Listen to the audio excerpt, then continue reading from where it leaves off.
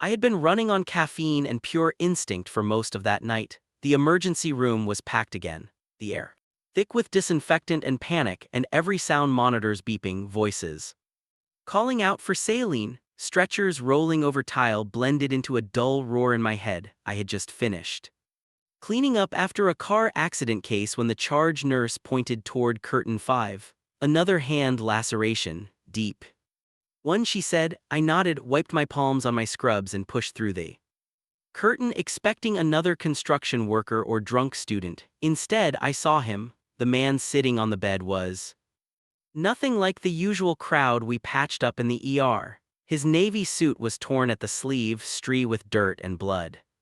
Even in that state, it was obvious the fabric cost more than a month of my rent. He held a hand wrapped in a paper towel that was already soaked through. His posture was too straight, too controlled for someone in pain. Good evening, I said, reaching for the gloves and gauze. I'm Evan, I'll take care of you tonight. He looked up, and the first thing I noticed was the color of his eyes, a sharp gray-blue, cool and observant, like he was evaluating more than my words. I'm Noah Green, he said simply, his voice low and calm, as if introducing himself in a boardroom instead of a hospital. I asked what happened, and he replied without hesitation, glass construction site accident. His tone left little room for further questions. When I unwrapped the towel, a deep slice stretched across his palm. He didn't flinch as I cleaned it, but the small tremor in his other hand betrayed him. I worked carefully, numbing the wound before beginning the stitches. He watched me the entire time, quiet but alert, his gaze following every motion of the needle and thread. You've done this before, he said after a moment, not as a question but as an observation. Hundreds of times, I answered, trying to sound casual, though not usually on someone wearing cufflinks that cost more than my car. A brief smile curved his mouth. It was the kind of smile that disappeared as soon as it arrived, but it softened his face. I don't usually wear them to job sites, he said, glancing at his torn sleeve. Today was an exception. I finished the last stitch, taped the dressing in place, and looked up at him. You'll need to keep this clean and dry, change the bandage twice a day, come back in 10 days for removal. He nodded, flexing his fingers gently. I'll try not to make that difficult. Then unexpectedly he asked, do you have children? The question caught me off guard. No, I said after a beat, but I work with a lot of them. Why? He exhaled slowly. I have a son, 6 years old. I was fixing something in his room when the glass broke. That small confession shifted something in my chest. I suddenly saw him differently. Not just a sharp-suited CEO with tired eyes, but a father trying to patch up his kid's life. Maybe literally, I hope. He wasn't around when it happened. He wasn't, he said, but he worries easily. I don't like him to see me hurt. There was a weight in those words that I didn't press. Instead, I cleaned the instruments, tossed the gloves, and gave him a small card with instructions. He thanked me in that composed tone again, stood, and was gone before I could remind him to sign the discharge form. I didn't think much about him after that, not until the next morning when I walked out of the hospital and saw his name plastered across the local news feed on my phone. Greenstone really faces sabotage allegations after site incident. The article mentioned a possible break-in at one of his developments, damage to equipment, and rumors of unsafe materials. I read it twice before realizing it was probably connected to the injury. Corporate politics, I figured, not my business. But fate had other plans. 2 days later, I was coming off another double shift when I spotted him again. He was sitting in the waiting area, this time in jeans and a dark jacket, his bandaged hand resting on his knee. The calm in his expression had a crack now, like fatigue had finally caught up. You're supposed to be resting that, I said as I approached. He looked up and managed a faint smile. I came for a follow-up and maybe some advice about the stitches or something else. Both, he hesitated.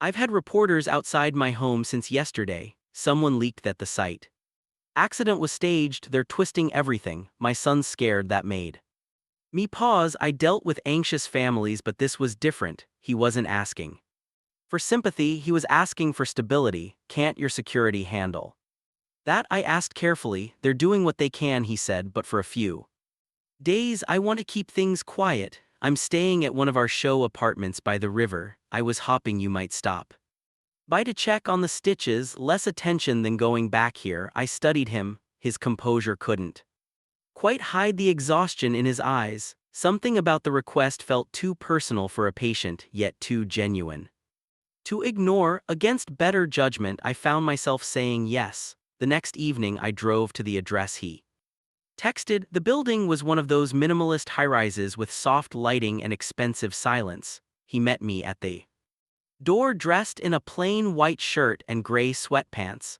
For someone used to commanding boardrooms, he suddenly looked very human. "Thank you for coming," he said, stepping aside. Apartment was tastefully empty, a model home with just enough furniture to look lived in. A child's backpack sat on the sofa, bright blue with cartoon rockets. "Ben's," he said when he caught my glance. "He's staying with my sister tonight." I nodded, unpacking the medical kit I brought. "Let's take a look at your hand." The wound was healing cleanly. I cleaned it again, checking for infection, then rewrapped it. His skin was warm beneath my fingers, and the quiet around us felt heavier than it should. "You seem used to taking care of others," he said after a pause. "It's the job," I replied. "No," he said softly. "It's more than that." I didn't know how to answer. The sincerity in his tone unsettled me. I focused on the bandage until I felt my own pulse steady again. When I finally looked up, his gaze met mine, steady and unreadable. "Thank you," he said, "for helping when you didn't have to." I packed my kit, trying to ignore the warmth spreading in my chest. "You're still my patient." "Technically I did." His laugh was quiet but real. "I'll take that technicality." He walked me to the door, the dim hallway light catching in his hair. For a moment I wondered what kind of man built skyscrapers by day and worried about bedtime stories by night. I told myself it didn't matter, yet when I got back to my car I couldn't stop thinking about the look in his eyes when he said my name. That night, the sound of rain against my apartment window reminded me of the calm inside that model home. The quiet wasn't empty, it was full of questions I wasn't ready to ask. I told myself it was just concern for a patient, a harmless curiosity, but deep down something had already begun to shift, subtle as the pulse beneath my fingertips when I touched his hand. I told myself it was temporary, just a few visits until his hand healed, but one evening led to another, and soon I found myself at Noah's apartment more often than I expected. It wasn't intentional. He would text me to ask about changing the dressing or to check a mild swelling, and I would agree, telling myself it was part of my job. Yet, every time I walked through that quiet lobby and heard his voice greeting me at the door, something in me relaxed in a way I couldn't explain. The second week began with rain again. The city had turned gray and heavy, the kind of weather that made people crave warmth. When I arrived, Noah was in the kitchen trying to prepare dinner with one hand. The counters were covered in ingredients, none of them matching. I took one look at the chaos and laughed. "Let me guess. You're trying to make pasta?" I asked. He glanced up with mock offense. "I was improvising with cereal and tomato sauce," he sighed, setting down the spoon. "Ben wanted spaghetti." I didn't realize I was out of noodles. I moved past him to open the cupboard, finding a single box of penne hidden behind a bag of rice. "You're lucky," I said, smiling as I poured it into boiling water. "This should save your culinary reputation." He watched me as I moved around his kitchen, his uninjured hand resting on the counter, the other still bandaged neatly. There was something oddly intimate about the sound of simmering sauce, the smell of garlic, and the faint jazz music he'd put on to fill the silence. When Ben ran in, holding a crayon drawing of a park filled with trees and fountains, the space around us felt less like a luxury apartment and more like a home. I bent down to look at the picture. "Did you make this today?" He nodded proudly. "It's the park my dad's building. I helped design it." Noah smiled at that, a rare unguarded smile that made him look years younger. "He's been obsessed with that model since you came over," he said quietly. I turned to him. "Maybe he just wants to see his dad happy." The words slipped out before I could stop them. For a second the air felt charged. Noah's gaze held mine, searching for something. Then he looked away, focusing on stirring the sauce. Dinner that night was simple but warm. We sat together at the table while Ben chattered about school projects and playground games. Noah listened, though I could see his thoughts drifting sometimes. His expression softened. Whenever Ben laughed, then hardened again when his phone vibrated, I noticed the tension in his shoulders each time he glanced at the screen and pretended nothing was wrong. After Ben went to bed, Noah poured 2 cups of tea and joined me in the living room. The lights were low, the city glowing faintly. Through the tall windows, he looked tired, the kind of exhaustion that sleep couldn't fix. They're still spreading stories, he said quietly, about the project, about me cutting corners. It's nonsense, but investors panic easily. I listened without interrupting. His voice had the flat tone of someone trying to hide frustration. I keep wondering if I made a mistake being so open about our plans, he continued. Maybe I should have taken the safer route, built another set of luxury condos and moved on. But you didn't, I said. You wanted something that matters. He gave a small, humorless laugh. You make it sound noble. Maybe it is, I replied, meeting his eyes. Not everyone with your resources tries to create something for other people. You should give yourself credit for that. For a long moment, he didn't respond. Then he leaned back, his shoulders easing slightly. You really think so? Wouldn't say it if I didn't. Something shifted again, quiet but unmistakable. His gaze lingered longer than it should have. I felt it like a subtle current in the room. I looked away first, pretending to check my phone, though my pulse betrayed me. Over the next few days, our small routines began to feel natural. I cooked when I visited, he handled the laundry, Ben played referee. Whenever we disagreed about seasoning, Noah started letting me see the side of him. No one at work probably did the part that doubted, that second guessed, that struggled to balance ambition and fatherhood. He didn't talk about his ex. And I didn't ask. Some stories don't need to be told to be understood. One night, the power went out again, another storm rolling over the city. The apartment went dark except for the faint glow of street lights outside. Ben was already asleep, his nightlight casting a soft halo across the hallway. Noah and I sat on the floor in the living room, flashlight between us while I rechecked the stitches on his palm. The wound was healing beautifully, the skin knitting together, but I took my time anyway. The sound of rain filled the silence between us. His hand was warm under mine, steady now, the tension from before replaced by something quieter, heavier. You never said why you became a nurse, he murmured. I hesitated, focusing on the bandage. My mom was one. She worked in small clinics, mostly community work. I guess I wanted to help people the way she did. He nodded slowly. She must be proud. She passed away a few years ago, I said softly, but I think she would be.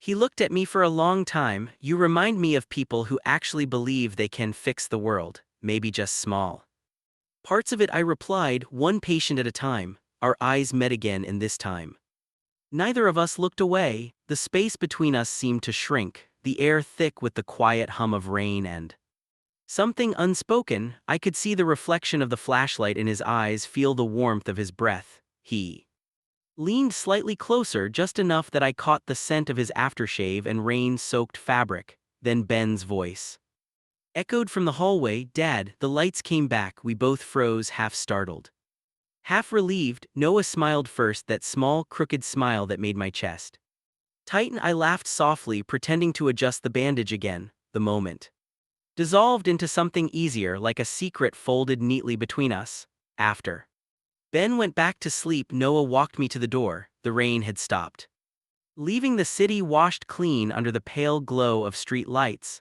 I turned to say goodnight, but he spoke first. Evan, he said, his voice low, you don't have to keep coming if you're too tired. I know your shifts are brutal. I'm fine, I replied, smiling faintly. You and Ben are easier patients than most. He studied me for a second, as if trying to decide whether to believe me. Then he nodded. Thank you for being here. When I stepped into the elevator, I caught my reflection in the mirror and realized I was smiling like an idiot. It wasn't the kind of grin that came from flirtation or fantasy. It was quieter, rooted in something deeper. The next morning, I found a message waiting on my phone. Ben wants to know if you can come for breakfast tomorrow. He says he's Making pancakes, I read it twice before typing a reply. Tell him I'll bring the syrup. The words were simple, but they carried a warmth that stayed with me all day. I didn't know where this thing with Noah was going or if it even had a name.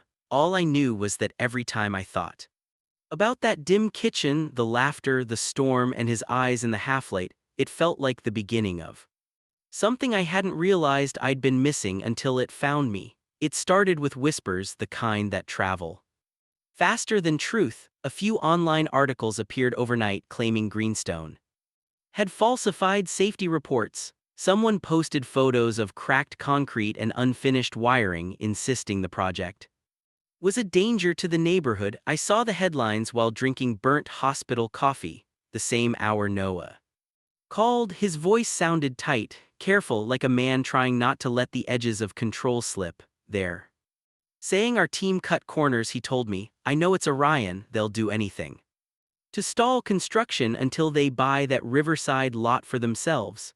I could hear papers rustling on his end, the low hum of stress behind every word. I asked if he was all right and he said he was fine, though his tone betrayed the lie. That evening when I stopped by, he was still in the same clothes he'd worn that morning, eyes shadowed by exhaustion. Ben was asleep on the couch, a half-built park model spread across the table beside him. They're targeting you personally, I said softly, reading one of the open tabs on his laptop. Half of these comments sound paid for. He rubbed his forehead with his good hand. It's working. Investors are nervous and the city council wants another inspection. Every day this drags out. The project bleeds money. I wanted to comfort him, but I hesitated. Something in his expression told me he wasn't looking for sympathy. He was trying to keep his world from falling apart. Let me help, I said finally.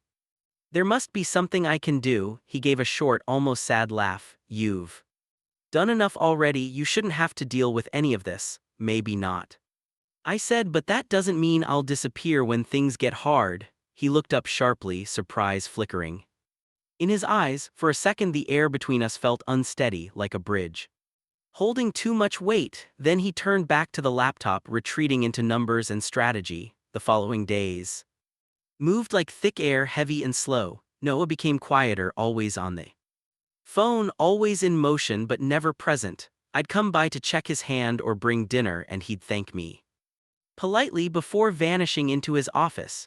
Ben would sit beside me folding paper boats or drawing new versions of their park and ask when his dad would be finished. I never had an answer that sounded kind. By midweek the apartment had lost the warmth it once had. The kitchen felt cold even when the stove was on, and the laughter that used to fill the space had thinned into silence. I tried not to take it personally, but it stung. I'd seen Noah as steady, calm, the kind of man who made others feel safe. Now he seemed distant, locked behind invisible walls I couldn't breach. One night when I arrived, I found him standing on the balcony. The city glowed beneath us, lights reflecting off the river like scattered coins. He didn't turn when I stepped outside. Ben's asleep, I said quietly. He nodded, his jaw tight. I might have to pull out of the project. The words hit harder than I expected. What do you mean? You've worked on it for years. It's becoming a liability, he said, eyes fixed on the skyline. Every delay costs more and every rumor makes us look guilty. I can't risk losing everything over one idealistic dream. You mean a dream that could change people's lives, I corrected, my voice sharper than intended. You told me this was about more than profit. He exhaled a sound that was half laugh, half surrender. I don't have the luxury of idealism anymore, Evan. I have a son, a company, a reputation to protect. Something in me cracked at the way he said it. And what about what you want? What about what makes you proud? His eyes finally met mine, full of quiet frustration. You don't understand what it's like to have everything depend on you. Maybe not, I admitted, but I know what it's like to lose yourself trying to hold everything together. We stood there for a long time, neither willing to move. The distance between us felt wider than the river below. When he finally spoke, his voice was low. I think you should take a step back for a while until things settle. I felt the words before I Understood them, they were gentle, careful, yet final. He was trying to protect me, or at least that's what he thought he was doing. If that's what you want, I said, keeping my tone even, but don't expect me to stop caring. He didn't answer and I didn't wait for one. I left quietly, though the silence in the elevator felt louder than any argument could. The next few days were painfully still. I buried myself in work, picking up extra shifts, pretending the exhaustion was just physical. Every time my phone buzzed, I hoped it was him. It rarely was. The messages that came were brief and formal. Updates about Ben's checkup or the bandage schedule, nothing more. One afternoon, while sorting medical files, I glanced at a news feed on the breakroom TV. The council had delayed its vote on the Greenstone project. Again, citing community uncertainty. I wanted to believe Noah would bounce back, that his resolve would return, but I could almost feel the weight of his disappointment through the screen. That night when I got home, a small envelope sat at my door. Inside was a crayon drawing of 3 figures standing under a tree. Ben had written our names underneath in shaky letters. My throat tightened at the bottom. Noah had scrolled a note, "He misses you, I do." 2. I read it twice, the second time slower, before deciding I'd had enough of waiting. The next morning I drove to the construction site. The air smelled of fresh cement and wet earth. Workers moved quietly, cautious but steady, while supervisors spoke in clipped tones. I found Noah near the foundation, talking to a city inspector. He looked startled when he saw me. "What are you doing here?" he asked. "I came to remind you what this place stands for," I said. "You wanted to build something honest. Don't let fear erase that." He stared at me, his jaw tense, then turned to the inspector and excused himself. When we were alone, he exhaled slowly. "You shouldn't be here. It's messy." "I don't care," I said. "You think shutting people out will fix anything?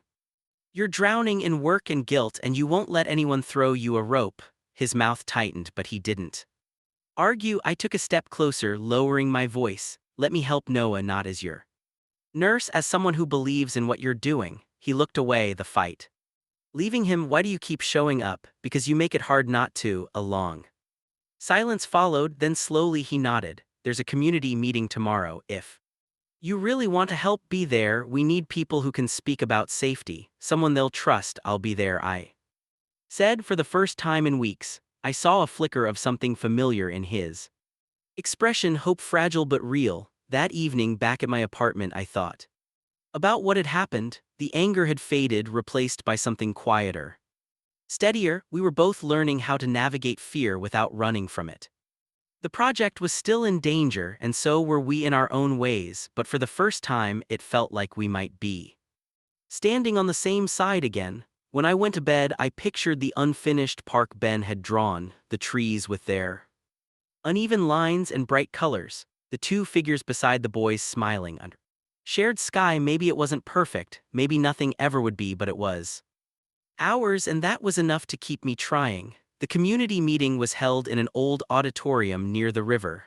By the time I arrived, the place was already full, every seat occupied by residents, journalists, and city officials. The air buzzed with murmurs and suspicion. People were holding flyers printed with accusations against Greenstone, while a few banners calling for safety first hung from the back wall. Noah stood near the podium, expression unreadable, flanked by his team and a few volunteers. When our eyes met across the room, something unspoken passed between us, a flicker of recognition that steadied me. He began by thanking everyone for coming, his tone calm but firm. Then he explained the vision again, not as a businessman but as a father, talking about creating homes for families who wanted stability, not luxury. His words were steady, but I could tell he was struggling to cut through the noise. Whispers rose whenever he mentioned the word development. People didn't trust corporations, and I couldn't blame them. When it was my turn to speak, Noah gave a small nod of encouragement. I walked up to the microphone, my palms damp, and faced the crowd. "My name is Evan Parker," I said, voice echoing off the walls. "I work as a nurse at St. Andrew's Hospital, and I've seen what happens when people are left behind, when health and safety are treated as luxuries instead of essentials." I paused, scanning the skeptical faces. I've been inside that construction site. I continued, I've seen the safety measures in place, the protocols followed, and the care taken to protect workers. I can tell you as a medical professional it's one of the safest environments I've encountered. A few people murmured, some doubtful, some curious. I kept going. This isn't just about buildings, it's about creating a space where families can live without fear, where kids can play in clean air, where people like me can afford to belong. When I stepped down, Noah met me halfway, his eyes held something I hadn't seen in weeks, a quiet gratitude that felt heavier than any words. The room began to shift. Ben and his aunt were sitting near the front holding the small model of the park he and I had built. When the moderator invited community input, Ben whispered something to his aunt, then walked up, clutching the model in both hands. The sight made me freeze. Noah reached for him instinctively, but Ben shook his head and kept walking, placing the model on the table beside the microphone. His voice trembled but carried clearly through the hall. My dad and Evan made this park for everyone. It's where I want to fly my kite. The entire room softened. Laughter rippled through the tension, the kind that breaks resistance. Someone started clapping. Hesitant at first, then stronger until the sound filled the space. Noah's shoulders dropped slightly and I saw him exhale for what felt like the first time in days. After the meeting, the crowd spilled out into the night air. Journalists surrounded Noah, questions flying about the project and his family. But his focus stayed on Ben, who was proudly explaining every tree in his little model to a group of curious children. When the reporters finally dispersed, Noah turned to me. You saved that tonight, he said quietly. Ben did most of the saving, I replied, smiling. Maybe, he said, eyes softening, but you gave me the courage to let him try. Later we drove back in silence, the city lights sliding across the windshield. Ben fell asleep in the back seat, clutching his drawing. The radio hummed softly, some old love song playing through the static. Noah's hand rested near the gear shift, close enough that I could feel the warmth radiating from it. When we reached the building, he parked without turning off the engine. The air between us felt suspended. You didn't have to do all that, he said finally. I wanted to, I answered. I believe in what you're doing and I believe in you. He looked at me, something flickering behind his calm mask. You keep saying that like it's easy. It's not, I admitted, but it's true. The moment stretched. His eyes moved to my mouth for a heartbeat. Before he looked away, almost like he was fighting himself, I didn't push. Sometimes silence carries more weight than words. The next evening he invited me to the rooftop. The air smelled of rain and strings of small lights swayed gently in the wind. Ben was with his and again, leaving the two of us alone for the first time in weeks. Noah stood by the railing looking out at the river, his hand healed but still wrapped with a thin protective bandage. I used to come up here when I needed perspective, he said. It helps me remember why I started all this. I joined him, resting my arms on the cool metal rail. You've built something good, Noah, even if it's not finished yet. He turned toward me. Yo. Say that like you're part of it. Maybe I am, I said softly. The distance between us disappeared slowly, not with urgency, but with the quiet certainty of two people who had already crossed invisible lines. His hand brushed mine, deliberate this time. I didn't move away. His touch was hesitant, searching, then surer as he took my hand fully. I keep telling myself this is a bad idea, he murmured. I'm not good at listening to rules either, I replied. He laughed quietly, a sound that felt like release, and before I could overthink it, he leaned in. The kiss was gentle, almost questioning, but when our lips met, all the tension of the past weeks dissolved. It wasn't dramatic or desperate, it was steady. Real, like exhaling after holding your breath too long. When we pulled apart, he rested his forehead against mine. Smiling faintly, you make everything quieter, he said. I didn't answer, afraid my voice would shake. Instead, I let the silence speak for both of us. We stood there for a long time, the city humming below, the lights shimmering like scattered stars. Then Ben's voice echoed faintly from the stairwell. Dad, are you up here? Noah chuckled, stepping back just as Ben burst through the door, holding his small kite in one hand. Can we try flying it from here? He asked. Not tonight, buddy, Noah said, scooping him up. Too windy, Ben pouted, then noticed me and grinned. Evan, you can come too next time, we'll make it go higher than the buildings. I'll hold you to that, I said, smiling at both of them. As we went downstairs, Noah caught my eye for a brief second. There was no need for words. Whatever this was, however uncertain, we'd found a rhythm that felt right. That night, lying in my apartment, I couldn't sleep. I replayed the way his hand had felt in mine, the warmth of his breath, the steadiness in his voice when he said, I made things quieter. I realized then that love doesn't always arrive with fireworks. Sometimes it sneaks in during the chaos, finding a calm place to rest. The next morning, messages flooded social media. The town hall video had gone viral, not for controversy but for Ben's innocent speech. People were calling the project the Kite Park, name that made me smile. Investors were returning, support was rebuilding, and Noah sent a single text that said, "We did it." I stared at the words longer than I should have because we suddenly meant more than a company or a dream. It meant the fragile growing thing between us, the quiet trust we'd built one moment at a time, and for the first time in a long while I felt certain about where I wanted to stay. The following weeks felt like coming up for air after being underwater too long.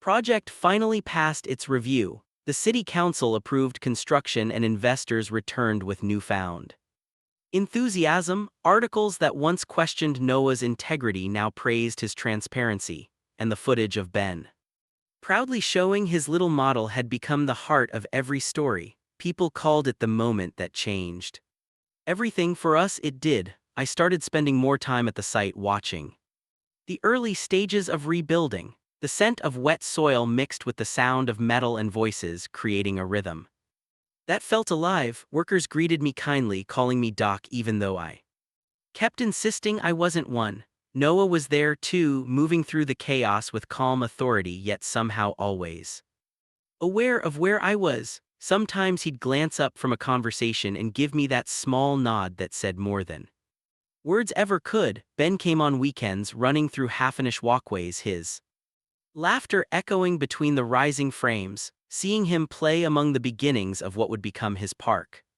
made everything real in a way blueprints never could. Noah watched him from a distance, a quiet smile pulling at his lips. When I joined him, he turned slightly, his shoulder brushing mine, and for a moment we just stood there.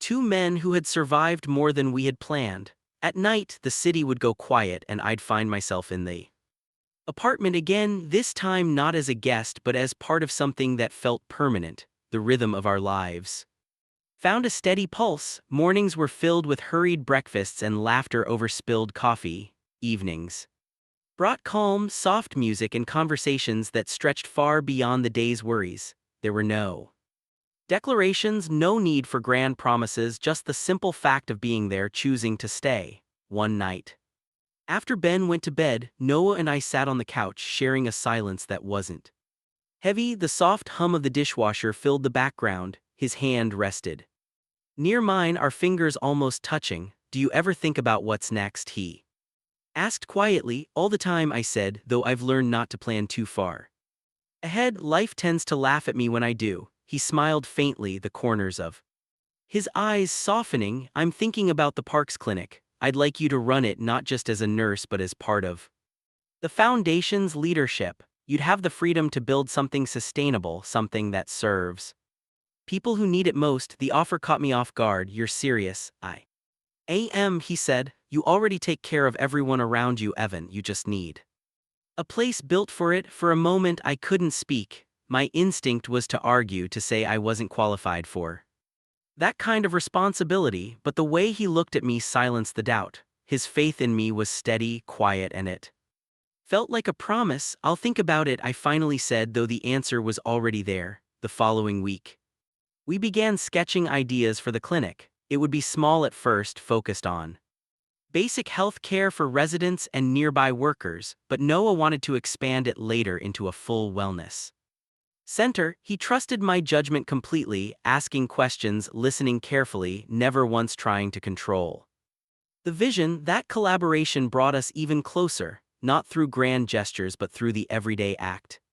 of creating something side by side. Still, not everything was easy. We had to navigate the strange in between of being partners in both work and something more intimate. There were days when deadlines frayed our patience, when exhaustion left us short-tempered, when balancing professionalism and affection became a quiet tug of war. But even during the worst moments, the foundation we built held firm. When tempers cooled, one of us always found the courage to break the silence first. Usually it was Noah who'd appear at my side with that lopsided smile and a soft truce that never failed to disarm me. By spring, the riverside park began to take shape. Trees lined the walkways, benches were installed, and the skeletal frames of new homes rose like the first verse of a song. The press called it a victory for community-driven development, but to me it was something far more personal. Every nail, every leaf, every piece of brick felt like a memory we turned into something tangible. The day of the grand opening arrived under clear skies. The air smelled of fresh paint and grass, and colorful banners fluttered from lampposts. Families gathered near the playground, children chasing bubbles, laughter rising above the hum of conversation.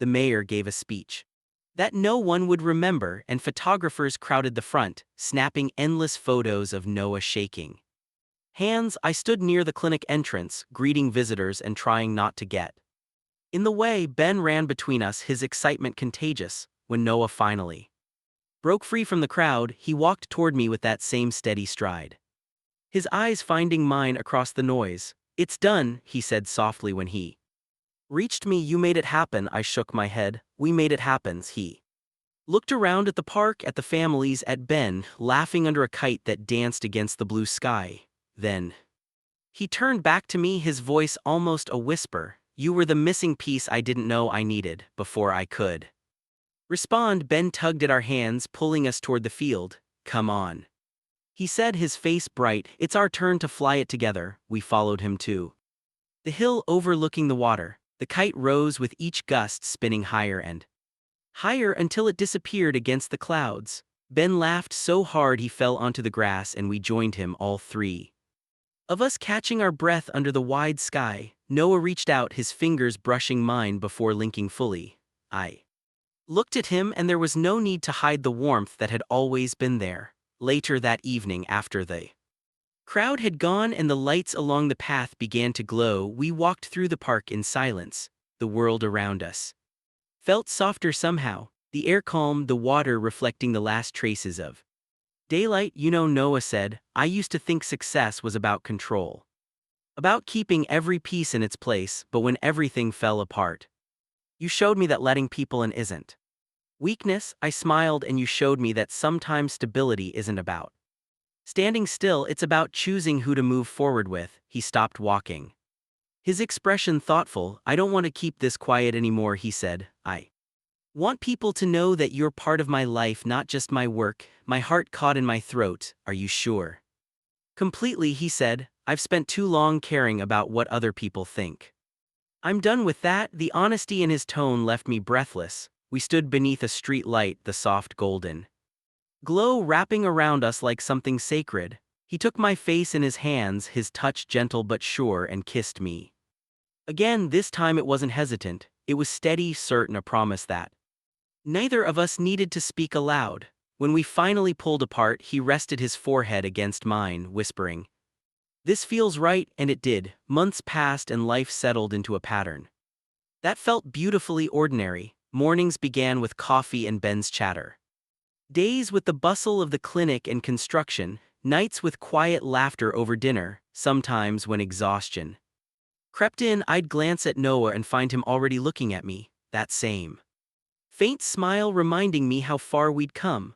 Love had not arrived in grand gestures or sudden confessions. It had built itself brick by brick in the spaces between uncertainty and trust. It had grown from silence, from shared effort, from the small courage of staying even when things became difficult. One evening, as the sun dipped below the skyline, Ben stood in the doorway of the clinic holding a handful of daisies. "For you," he said proudly, handing them to me. "Dad says they mean new beginnings." I smiled, placing them in a glass of water. "Then we'll keep them right here." When Noah appeared behind him, leaning against the frame with that familiar ease, I realized how right it felt. All of the laughter, the work, the quiet, we weren't perfect and maybe we never would be, but we were steady. As night settled over the river and the lights reflected across the water, I thought about how far we had come from that chaotic night in the emergency room. What had begun as a simple act of care had turned into something larger than either of us had expected, the kind of love that didn't demand attention but filled every space it touched. And as Noah reached for my hand, I understood that this was what home truly meant, not a place, not a building, but a choice made again and again every single day. Love doesn't always begin with fireworks. Sometimes it starts quietly in the most unexpected moments, between a wounded hand and the one who reaches out to heal it. Noah and I never planned to build a life together, yet somehow every choice, every small act of trust led us here. Beneath the calm of ordinary days, we found something unshakable, something that made us both believe again. The park, the laughter, the mornings filled with sunlight, all of it became our shared story, because sometimes love isn't discovered by chance, it's built piece by piece in the heart's quiet places, hearts untold.